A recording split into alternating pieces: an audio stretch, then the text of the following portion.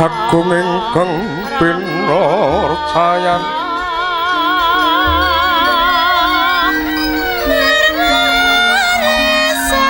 Sang Nata hamong wadyagung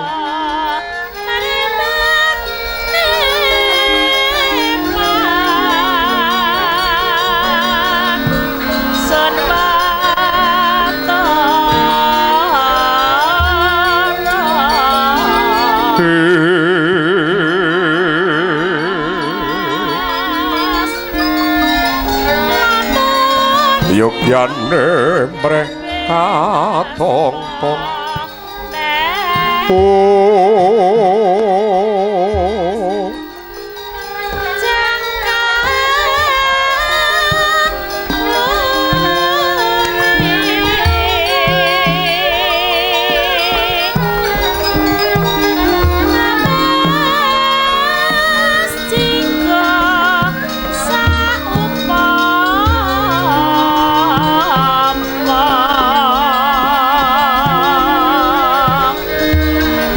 Tanapa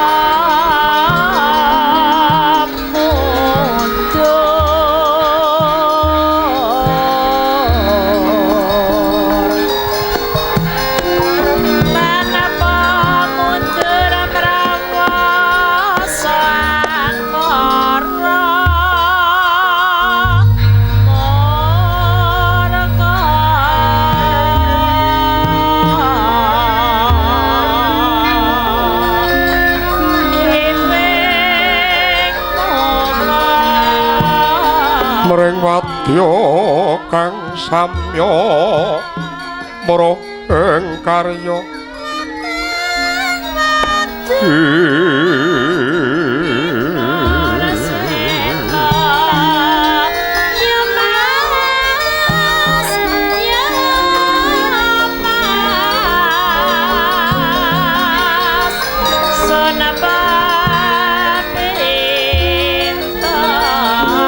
genira amengku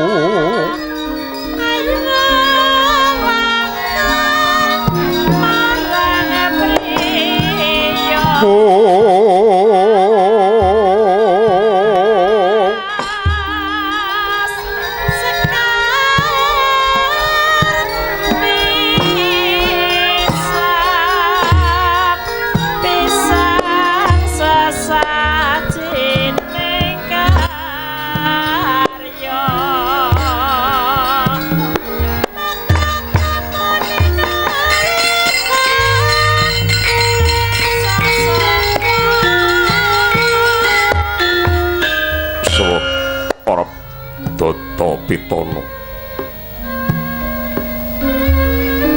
miyak sepining swasana srana ngak luhuring budaya sinartan wedhak lungiding kagunan yekti ing kono ana peranganing parwa kang snerat ing Mahabharata nenggih punika jagading wayang Purwa ingkang ugi sinebat Ringgit Purwa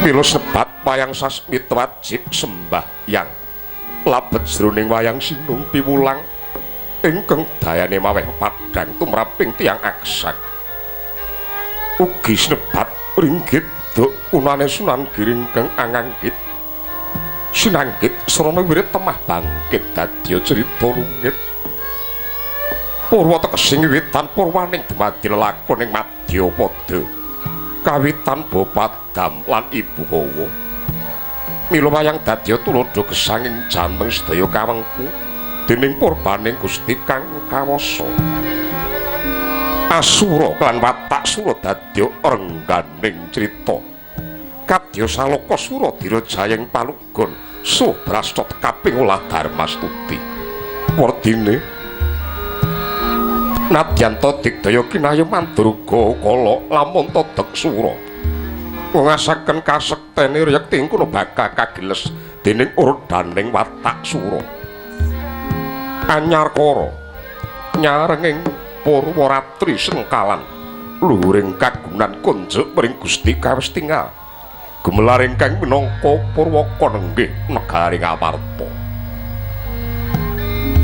ing Cintaka Puraya ing Batana Kawarsa sinten to ingkang minangka dados kegununganing kono lapune kang jejuluk Sri Puntadewa Darmaputra Darmawangsa guna talikrama ya Sang Prabu Ajatasatru kucap nalika semana Sang Prabu anampene tedhak rawing ing Raka Ndarawati Sri Bathara Kresna adoh denawe celak naketaken mangkono pangutas maraning driya ingkang dereng kawya sing lisan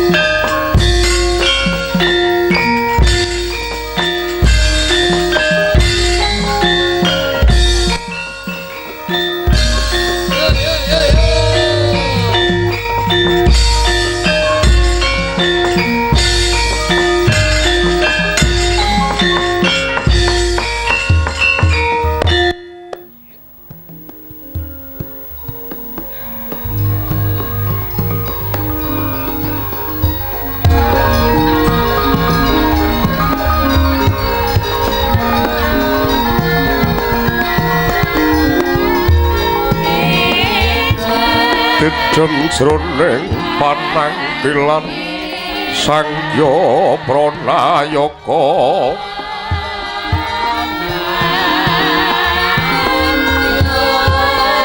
Anana kang sapawa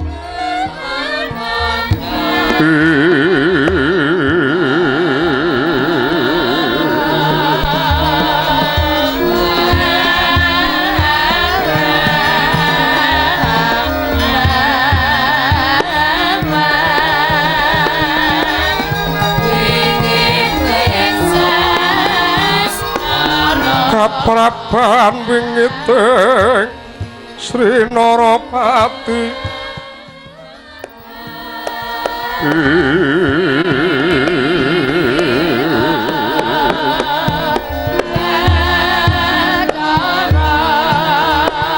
Lera Dewa Ngejawanta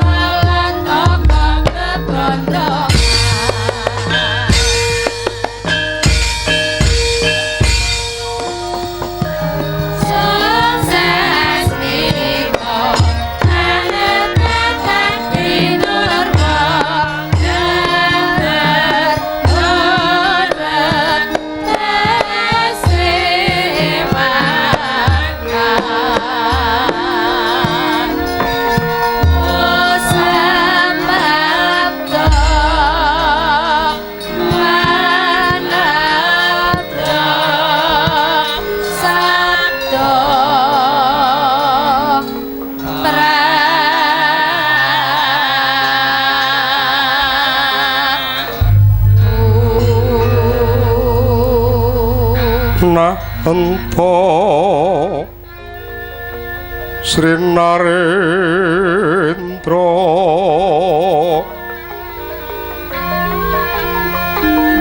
tedak sini waka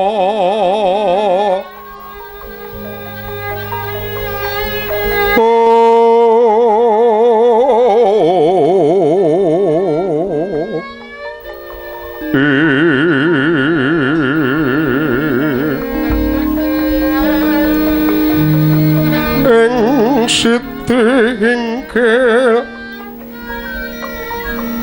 Sikra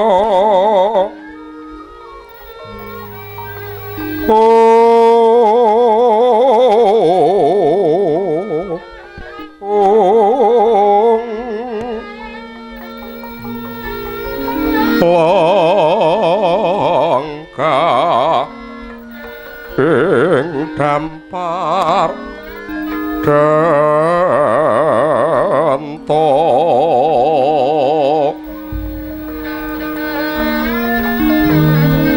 Binalipit ingkang sono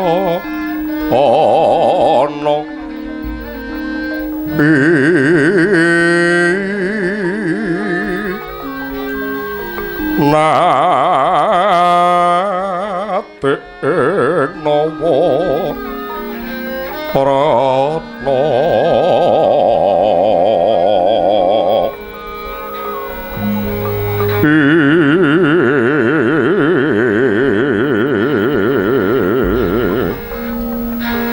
sesemekanira babut perang wakani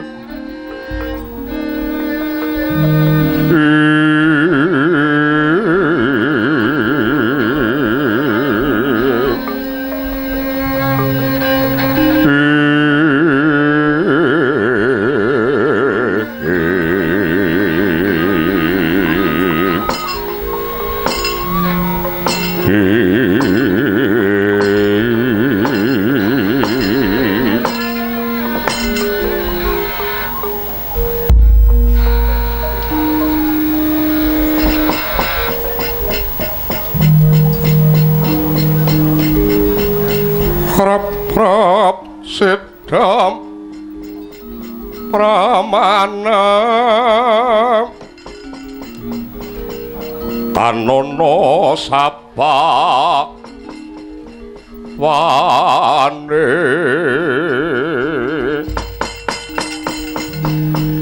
palang nyang alise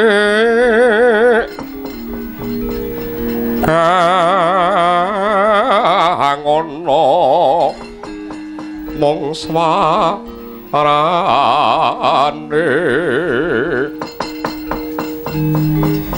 abdi kriya gandeng wong yang kemasan ingkang tansah namput karti saya amembui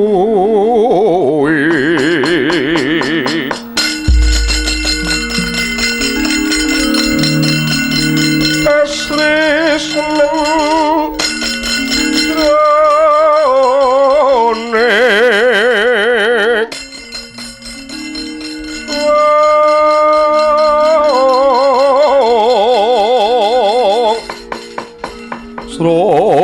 sroning pananggelan sang nata halon manapta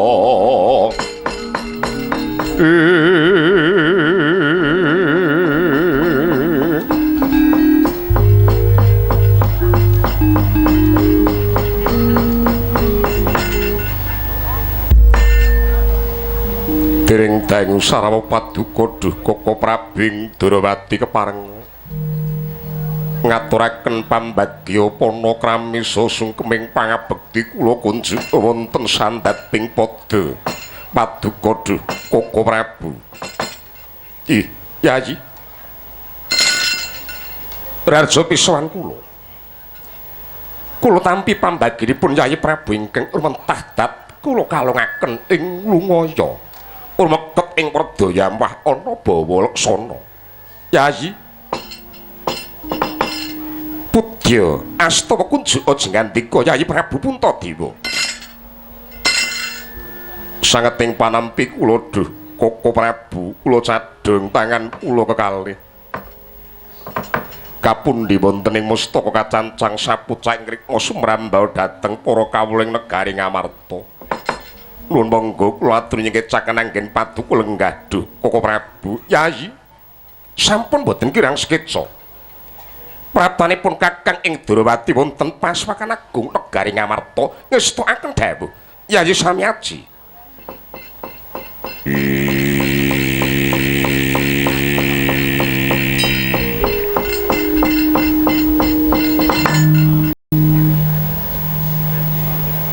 Sarawuh wana negara Ngamarta Jlitheng Kresna kakangku.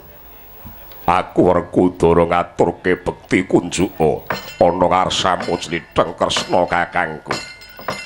Bratasena ya. Ndak tampa pangabekti yen ana luput ora dadi ngapa tumuli pangestuku wae tampanana Yayi. Tak cadheng tangan loro. Ndak kegem ndak pundi kumpula lan aji jaya. Pengestune Jlitheng Kresna kakangku. Biak padhang pindha lan purnama sing manah kula duh Koko Prabu. Karna saderengipun nampi rawuh Paduka Koko Prabu ing Durawati kawontenan negari Ngamarta petong dedhek limengan. Upama Cinandra pindha mat sawa kelem ing Manciratri boten wonten ular. Ing karya padhang tanpa beda patrapipun tarun ingkang kandhuan gandrung asmara kedadak kapadaningsih awit saking rawuh Paduka duh Koko Prabing Durawati Koko Prabu Yayi semanten anggen jingandika ngluhuraken dhateng asmanipun pun Kakang ing Durawati Kejaya Wedharing Sabda. Pratanipun Kakang ingkang sinugata olah memanis sinubagi ing tata krama kang sarta linubiran ing gegojek genging panon tanpa pamiduh Yayi. Wujuding pakurmatan ingkang rikalenggan punika kasugataken wonten Pasewakan Agung Negari Ngamarta Yayi. Saged anggen kula makarti awit ngenget-enget dawuh kang sarta piwut sapaduka Duh Koko Prabu. Lepat nyuwun gunging pangaksama Duh Koko Prabu, Koko Prabu. Nuwun Yayi. Babar pisan. Mboten wonten bab ingkang dadosaken kuciwada Yayi, namung menapa ta sababipun? Nalika semanten Yayi Prabu Puntadewa nebakaken awula wonten nagari Durawati menawi tanpa pepalang kang sarta tanpa pambengan. Pun Kakang tinimbalan seba wonten Pasewakan Agung Negari Ngamarta. Bebasan semengko pengawak Bajra agagipun Kakang ngabiyantara wonten asanipun Yayi Prabu Puntadewa. Yayi, kula srapat saking lekering padana jaiting netra ing semu wonten bab ingkang dadosaken sungkawa. Menawi wonten sandya sutaning panggalih sayogi kawedharing kathah keparenga kula badhe nderek ngraosaken Duh Yayi Prabu. Monggo kula trimajanggen paduka lenggah Duh Koko Prabu. Keparenga badhe kula jatosi jatining pasewakan ngestokaken dawuh Yayi. Remeng remo soroting Hyang Pratanggapati imawan seta nawangi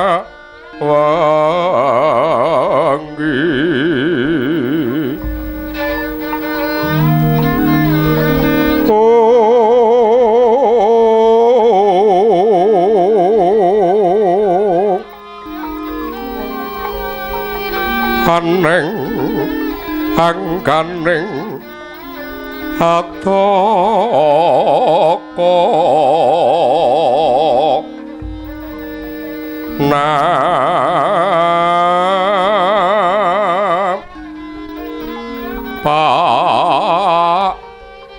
umire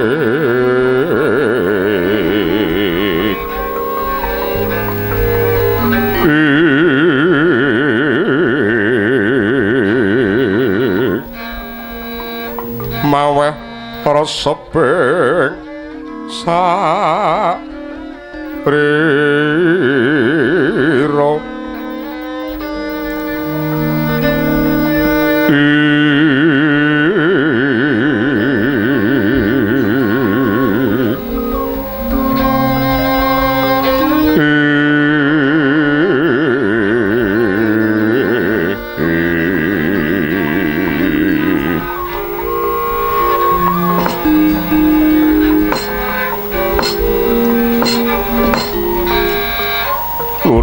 Koko Prabu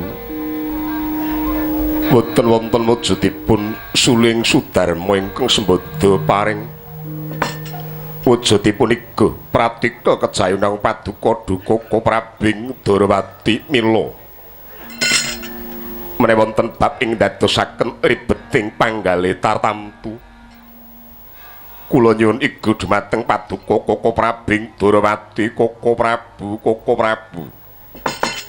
Yayi, sampun dadak mawigi ari ngomongga kula aturi paring dawuh.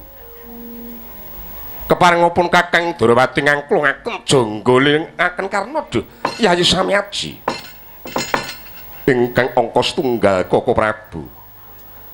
Magepokan kawontenan negari Ngamarta ingkang ketaman begebluk mayangkara.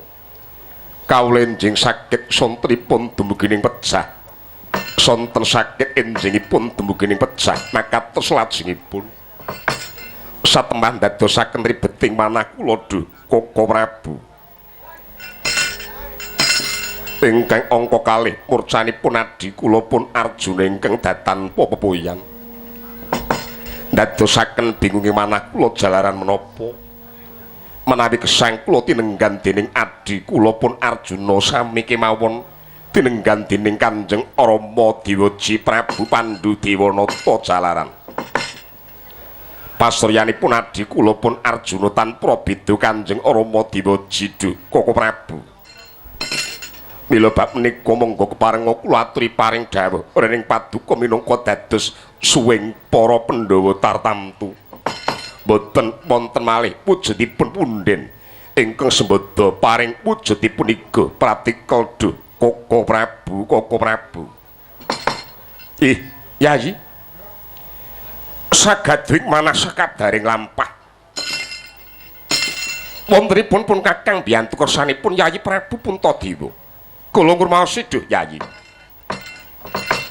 Dereng sepinten sembaring tebo kiranging pengalaman supening bab kepinteran nika kula dodo. Namung rening dipun pundhuti pamrayogi wasing gati. Mboten pareng badhe angkuli dhateng jengandika Yayi Prabu Puntadewa namung Yayi klungsu watonipun kula udhu sagadring manas sakadaring lampah Yayi. Bab wontenipun pagebluk mayangka ingkang manduk wonten negari Ngamarta. Manos saking ningingipun Kakang Yayi boten wonten malih kedah tinumbalan wujudipun Sekar Slaga Imba setunggal. Jangkeping angka kalih. Mursanipun adi kula pun Janaka menika sampun ate kula andharaken wonten ngarsanipun Yayi Prabu Puntadewa setunggal. Wiku Aldaka Payo Katyubing Rana wanita Jinalukrama. Menawi wonten wujudipun wiku ingkang mangasrama medhar babagan kampruh Janaka wonten papan mriku Duk Yayi. Krana Janaka menika remen ngangsu wujudipun kampruh kang sarta ngilmu. Angka kalih Payo Katyubing Rana menawi wonten payo-payo utawi wonten wujudipun paprangan. Janaka gimapan wonten papan mriku. Wanita Jinalukrama liripun wonten wujudipun satriya utawi narendra ingkang nglampahi palakrama boten atut menika dados kewajibanipun adi kula pun Janaka. Janaka menika saged ngatutaken wujudipun tiyang kang palakrama nanging boten saged dados tunggal Duh Yayi. Mila menika Yayi tigang perkawis menika papan durungipun adi kula pun Janaka Yayi. Mekaten Duh Koko Prabu ngestokaken dawuh. Werkudara, apa Jideng Kresna kakangku? Apa Sedi ora nate ngulati lungane si Janaka? Aja grembug perkara lungane Janaka karo Werkudara. Lho jalaran aku rumangsa dibeda cara. Yen sing lunga Janaka kabeh padha goleki ning sing lunga aku babar pisan. Ora ana kang ngabarake. Yen sing lunga Werkudara babar pisan ora ana dulur kang ngabarake. Slamet ora ana paran si Werkudara. Sebab Werkudara ki dianggep wujuding panguwating negara Ngamarta. Wong ki mbutuhke katresnan. Nadyan to aku dianggep minangka dadi panguwating negara Ngamarta ning aku uga butuh dibelasi. Yen aku lunga ora ning sing goleki. Yen Janaka lunga kabeh padha bingung. Kala mangsa sambate karo Werkudara yen to pinuju butuh. Ora keluarga, ora rombongan. Slamet apa ora Werkudara ning paran. Digodha wadon apa ora Werkudara ana paran. Ora ana sing ngabarake. Digodha wadon ki rak ya marem to atine. Ya yen dadekne slamet yen to ora. Kok keronta-ronta kok. Wong urip ki mbutuhke wujuding kendali, pitutur saka wong tuwa. Moko babar pisan ora ana sing gelem nuturi karo aku. Ora ana sing ngrenahke marang aku. Ora ana sing benerke karo si Werkudara. Kowe iki dianggep wong pinter. Ana ngendi papan ki bisa nyelametake diri pribadimu. Mula garwamu ta bojomu negake kowe lunga ana paran. Merga kowe bisa ngendhaleke diri. Iki mengko yen to pangarti tak teruske slamet apa ora.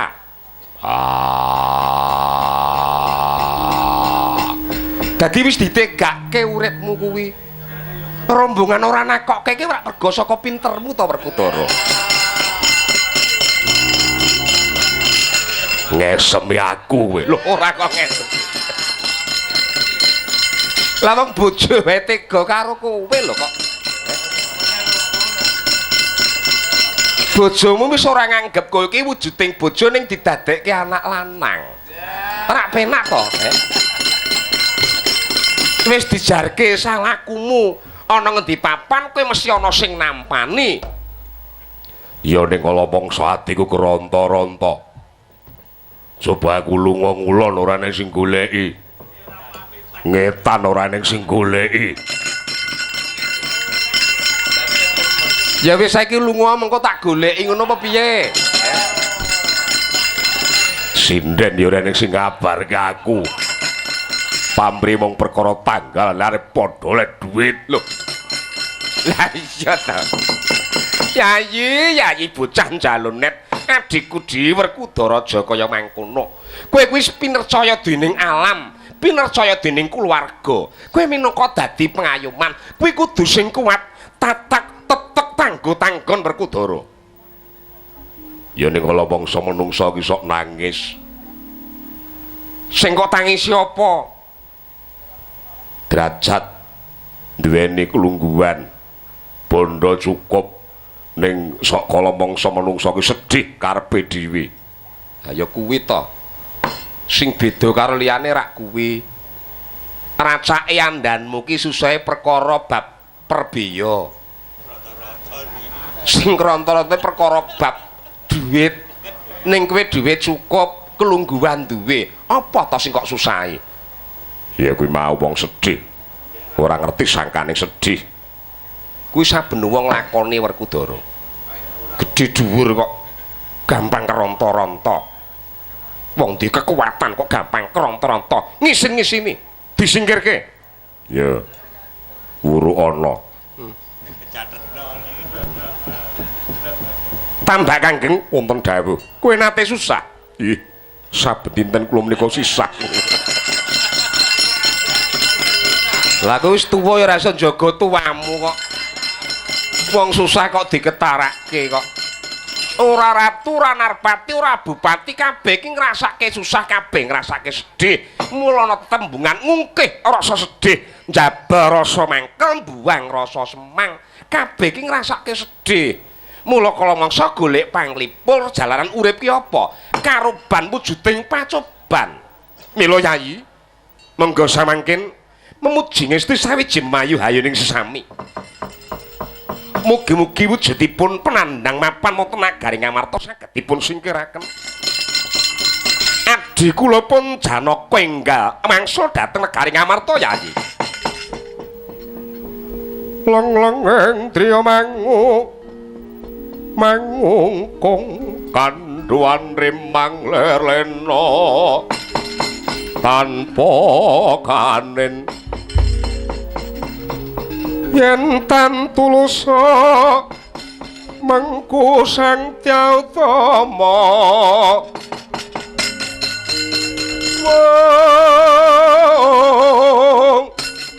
mengku sang Tyautama Narendra lan wus nyotring ngantos purna. Sabdane nata Ngamarta Prabu Puntadewa.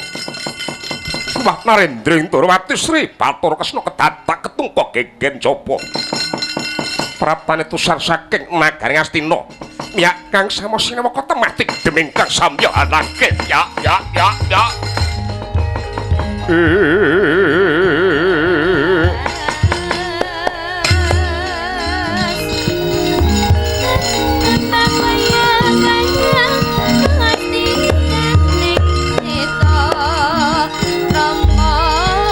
Sayangan bayam biayat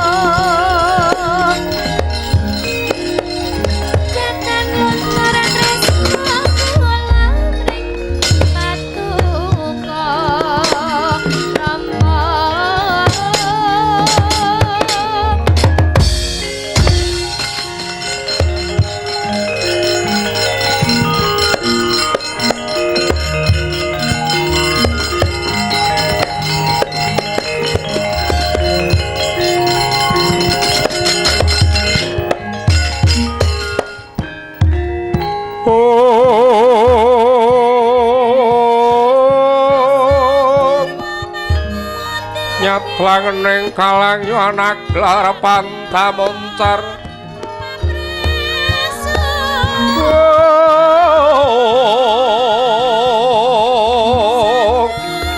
tinon lerka konang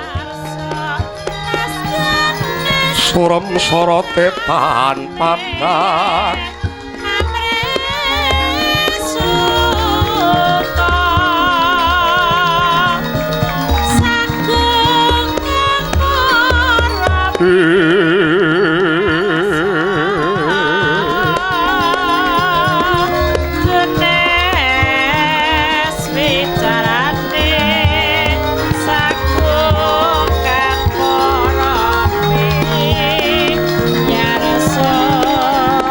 solan pacare jarweng jano rama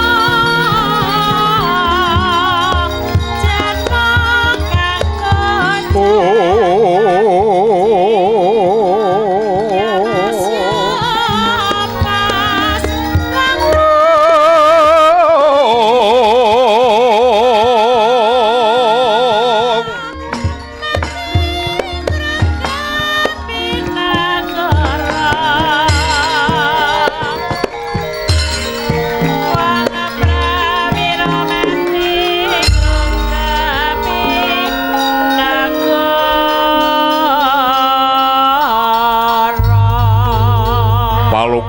lakuning lekas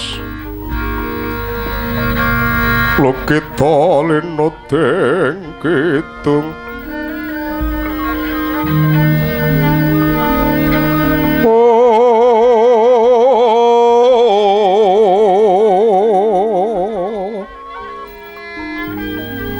kadung kadereng amomong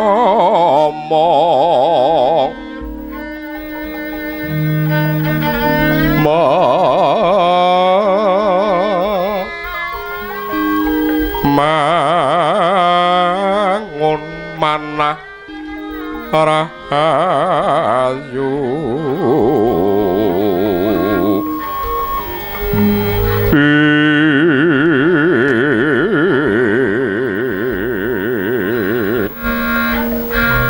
ayo ana tanah golong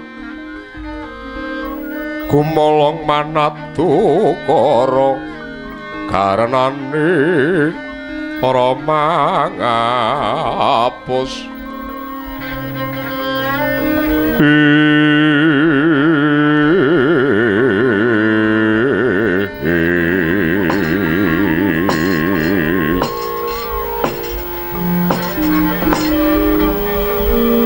ngaturaken pambagya panakrami rawuh ngandika paman patih karo Sangkuni paman Sangkuni nuwun sinuwun sowan kula mboten wonten alangan satunggal punapa keparenga kula ngaturaken sungkem pangabekti kunjuk wonten sahandhaping pada paduka sinuwun Prabu Puntadewa. Ih, paman kula tampi pudhastawa kunjuk non kula cadhong tangan kula kekalih. Kula pundi wonten ing mustaka mugi dados jimat. Sinuwun, nuwun. Monggo kula aturi nyengkecaken anggendika lenggah paman ngestokaken dawuh. Sinuwun ing Ndarawati ngaturaken sungkem pangabekti kunjuk. Ih, paman. Pudya asta kunjuk aja ngandika paman patih Arya Sangkuni. Kula cadhong tangan kula kekalih kapundi wonten ing mustaka mugi dados jimat. Tanpa pariwara saderengipun rawuh ngandika paman patih Arya Sangkuni. Monggo kula aturi paring dawuh menapa ta ingkang dados wigatos sing karsa paman. Sinuwun. Angka sepisan ngertosa dhateng kawulujengan paduka ingkang sinuwun. Ingkang angka kalih raos kapang mulat kaendaning renggan kedaton negari Ngamarta. ingkang triwigati sowan kula ngabiyantara kautus sinuwun Prabu Duryudana inggih Raka Paduka ing Ngastina sinuwun. Rening ngri kalenggan punika nagari Ngastina ketaman begebluk mayangkara.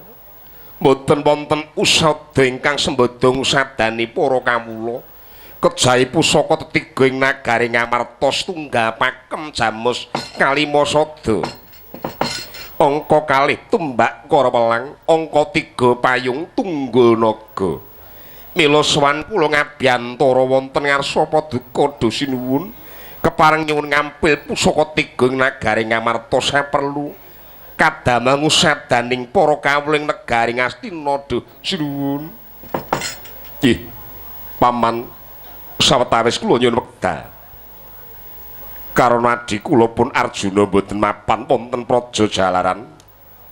Anggen kula ngasta pusara ning adil menika namung minangka dados wakil. Ing mangke kepareng badhe kula rembug dhateng para kadang bab pusaka ing Paduka ampil duh Paman Patih Harasangkuni. Tatkala narpa Kresna tan tulus anyakraring Pasiwaraja nawi suta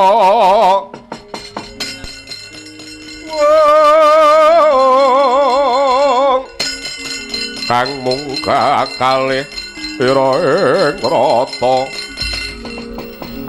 Tordmiangaken kang sarotama dereng ngantos purna sadaripun Sang Prabu Puntadewa nanggapi tamu saking nagari Ngastina kedatak ketungka geger njaba praptane iki lurah kantong bolong yak kang samaseba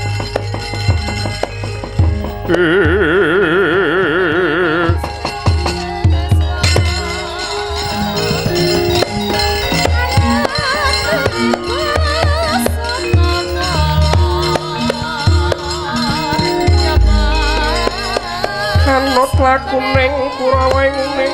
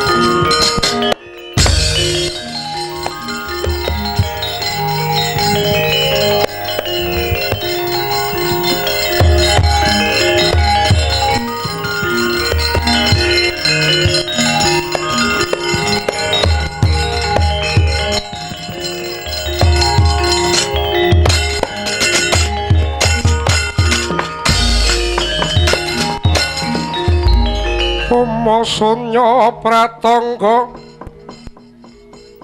pintu wiyat namun lir gumampang malete mansolot kudu sing seweng ulun lamat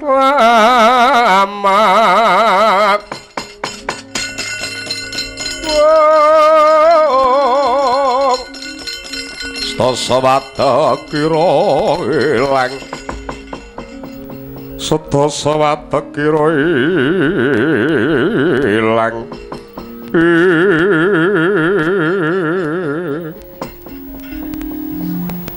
yen ora kleru panduluku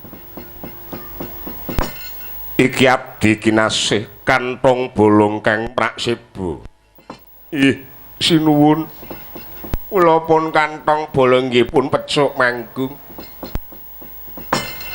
ngaturaken sungkem pangabekti kunjuk wonten sandabing padha paduka ingkang sinuwun nyuyuh ndak tampa lewat pangestuku wae tampanana kula cadhong tangan kula kekalih kapundi wonten ing mustaka mugi dadosa jimat. Sinuwun Prabu Kresna ngaturaken sungkem pangabekti kunjuk. Ya, kantong bolong tak tampa. Nadyan tanggon menyebutake jenengku semune kowe ngina. Lho, nalaripun kowe nyebut Kresna ta? Kresna. Ih, Kresna. Lah ya ngono kok. Ndak tampa pangestuku tampanana. Kula pundi dadosa jimat. Ndara Bratasena ngaturaken sungkem pangabekti kunjuk. Ya, kantong bolong tak tampa. Ora liwat pangestuku wae tampanana. Kula cadhong tangan kula kekalih kapundi wonten ing mustaka mugi dadosa jimat. Ora kanggo pariwara sadurunge praptamana Pasuwakan Agung Negara Ngamarta pecuk manggung. Ndak titik saka adoh lakumu kang kebat barengan cik undak-undakaning Pasuwakan ing semulaku mutu mungkul. Ana bab ingkang bakal nduk andharake kantong bolong. Ih, sinuwun. Mawantu-wantu anggen kula matur wonten ngarsa paduka Gusti kula ingkang binethara. Sowan kula ingkang kawesti ngakebat menika jalaran dipun surung kalian wekdal ingkang mepet tumraping kula. Namung babar pisan mboten ndadosaken bab utawi mboten ndadosaken suwala. Kula metrup menika remen ingkang pancinipun mepet-mepet nika remen.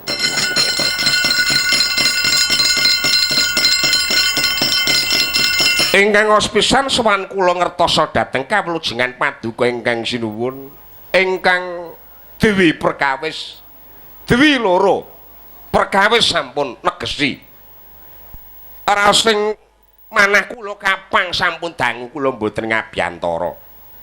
Ingkang Triwigati. Kula menika nembe kemawon dipun timbali dening kakekne Semar. Anak-anak dipun kempalaken dening kakekne Semar. Kakekne Semar niku paring jawuh. Dawe kakekne Semar badhe mbangun wujudipun Kahyangan sinuwun. Sekawit ngaten. Lajeng ngempalaken betah wong krana kakekne Semar niku rak mboten gadah napa-napa.